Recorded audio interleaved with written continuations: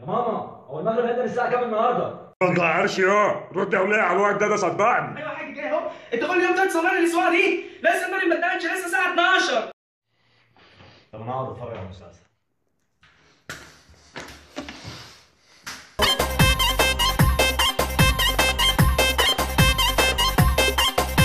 ايه ده؟ استغفر الله العظيم، اللهم اني صايم. انت يا واد سيبك من التلفزيون ده، لو مات حاجات من السوق. يا ماما الجو حر والدنيا صيام. قوم يلا. يا ماما الجو حر. قوم يلا. يا ماما الجو حر. قوم يلا. طب هاتي جنيه كده والنبي يا حاج، عشان بحب اجيب تمر على الفطار. لا. أنا من مونروه الإغراء على فوق. ايه العسل ده؟ جاي ولا الدور الجاي يا برنس؟ جاي دكر أجيب بوسه وبوس اللي جابوه، ولا سيليكون ولا نيلة ولا كستين شنعيرة، شيك وماليش في الفيك. اللهم اني صايم.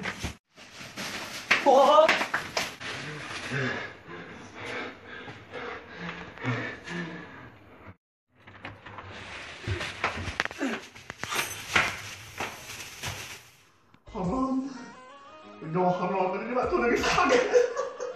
عايز اشرب المغرب لسه قدامه كتير. طب ما انا عندي فكره. انا ممكن اشرب من ازازه الميه اللي في الثلاجه من غير ما حد ما ياخد باله. قول اللهم اني صايم.